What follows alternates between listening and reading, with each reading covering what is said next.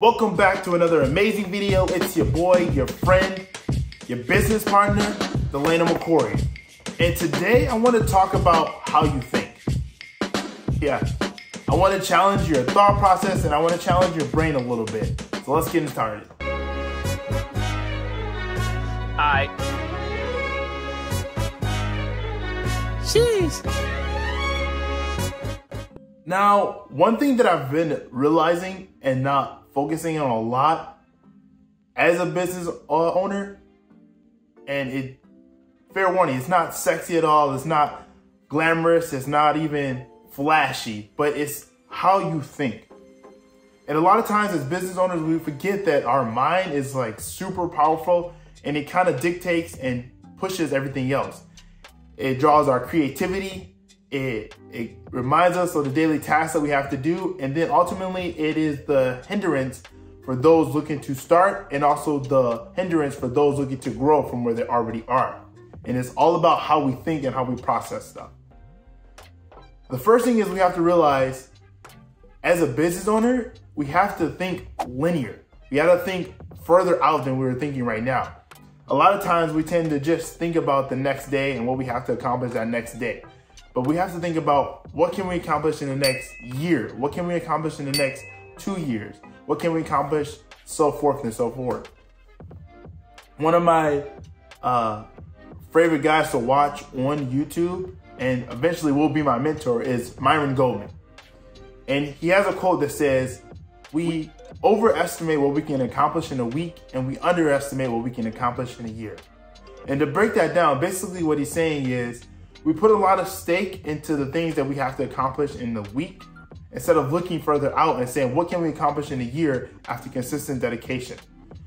We have to begin to change the way we think about it and the longevity of our thoughts as business owners. Yes, it's really good to set those goals, those weekly and those monthly goals, but we also should be setting decade goals, yearly goals in order to get ourselves where we need to be in the long term. And remember that as business owners, it's not just a quick race. This is a marathon that we're running consistently.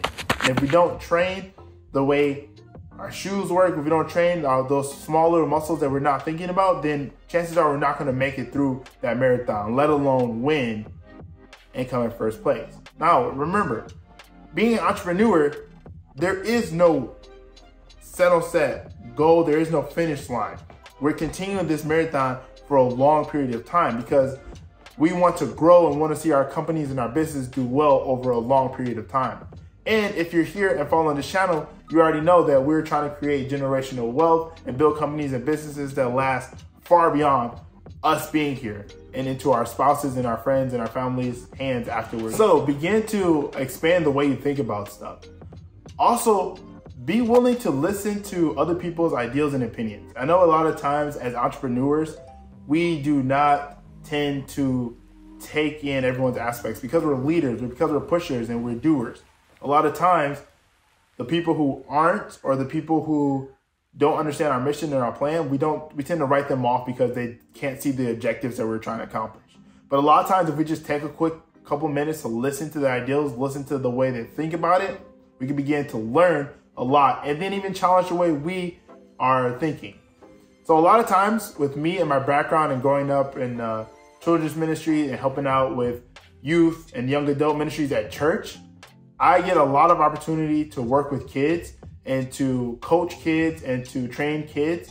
And I love doing this because kids have a crazy way of thinking about ideals and concepts that we've never even thought about as we get older. And it kind of limits our imagination sometimes. But when you begin to work with kids and be around kids, they challenge the way you think and the way you imagine.